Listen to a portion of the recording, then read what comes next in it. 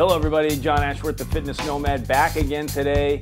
And I just wanted to start with a quick little tidbit, things that I'm working on to make this online personal training center more than you could ever imagine. This little stack here is the stack of all of the information, tools, tips, strategies, workouts, etc. that I plan to build into this online platform over the next 6 months to a year. Today we're talking about dynamic stretching, and in a few seconds I'm going to turn the camera around and I'm going to demonstrate my two ultimate favorite dynamic stretches that will literally change your life, especially if you sit a lot during the day and you're at the office and you don't get up enough. These two dynamic stretches will literally change your life. I have seen them rid people of their low back pain. I had a car salesman one time tell me he felt like once I showed him these techniques, he felt like he was walking around on clouds all day. Like to feel like you're walking around on clouds all day?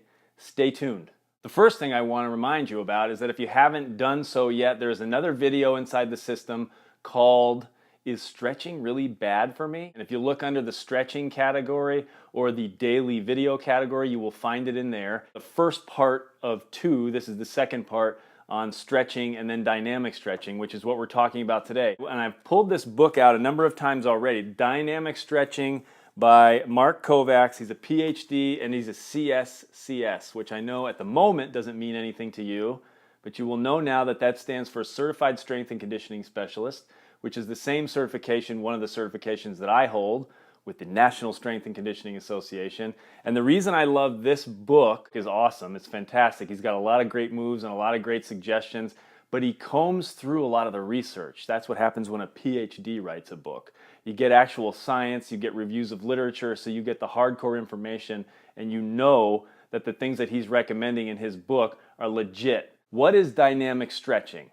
Dynamic stretching means stretching with movement. So in a lot of cases, what you're doing is you're picking an athletic move or a move you do throughout the day, and you're turning it into a stretch. Now, the two moves that I'm going to show you today are not necessarily moves that you do throughout the day, but they are easily, over the last 20 years of my work as a fitness coach, these two moves have helped people's low back pain and helped them in general more than any other move I've ever showed them, because they help loosen up the calves and the hamstrings and the glutes and the entire back side of the leg, which is so important for so many different reasons that I'm not going to go into here.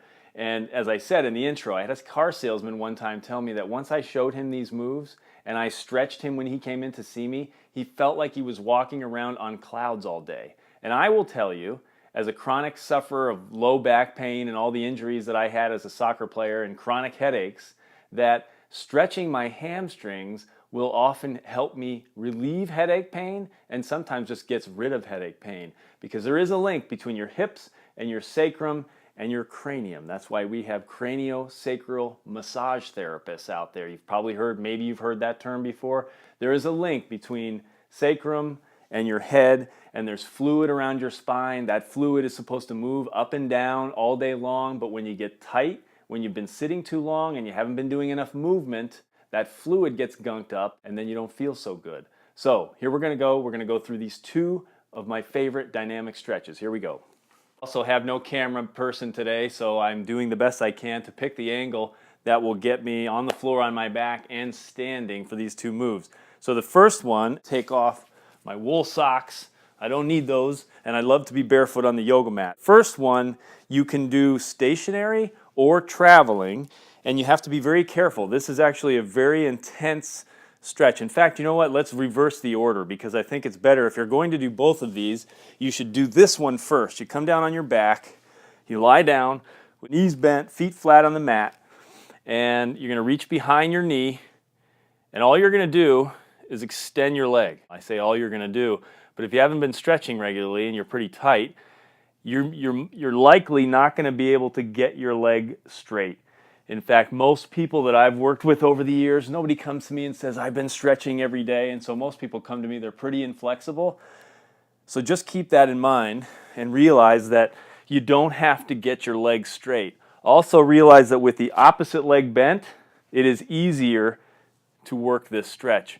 If you straighten this leg, you need to make sure that you have adequate flexibility so that you can keep those toes pointed straight toward the ceiling as you hold this leg and extend. But you can see, instead of just holding this stretch, which is a static stretch, what you're going to do is actually contract the quadricep muscles and extend the leg and push your heel toward the ceiling and go as far as you can go, and then release. And if you're doing your breathing with this, you're exhaling as you extend your leg, inhaling as your heel comes back down, extending and exhaling and down. And 3, 5, 10 repetitions on each side. I'm just going to do the other side here momentarily just because I need these stretches. I've been sitting too much today, and with a big swim yesterday and a workout the day before, I'm feeling it a little bit here, and I need to stretch. And in fact, I know when I've done a little bit too much because my left leg gets tighter. I get a little more sensation down my left leg. So that's move number 1. I call that an active hamstring stretch. The second move, a lot more aggressive. You need to be really, really careful with this move. Make sure that you don't overdo it. What you're doing is standing here, taking a step forward, and you know what I'm going to do? I'm going to come over here. I'm going to grab a couple of yoga blocks because, again, most people who don't have the flexibility will need something in your hands. I could even use the futon here to the side. In fact, I'll show you that first. I'm going to step forward with my right foot, and I'm going to come up, and I'm going to put my hand on the futon for support. Because the minute you come up on this right leg is the minute the intensity of that stretch is magnified. And in fact, I worked with a client last week who is very tight, and we did some of these very simple moves, and we got quite a bit of tearing in his hamstring muscles, which sounds awful, but it's basically what happens when you work out. But he got pretty sore just from the stretching. So don't be surprised if you get a little bit sore from these moves either. That would be okay. Going forward, just kind of rocking forward. That leg is coming up. The foot that's down, this leg that's down, you're trying to lift the toes, push the ball of your big toe into the floor, straighten your leg, and your hips here you're trying to keep level. The more tight you are, the more you will open up this way, and over time, you want to try and level out the pelvis. And as you do that, you'll feel much more intensity in the back behind the knee and up just underneath the butt. Your hamstring muscles originate up here in the bottom of your pelvis. And there are 4 of them. There's not just one. 4 that originate and insert in different places. So as you rotate your hips, you will feel that stretch in a different spot. So we're going to go 1, then we're going to come down, switch legs. You could go repeatedly on one leg, or you can alternate. Also notice that I'm not rounding my back, so you don't want to go like this.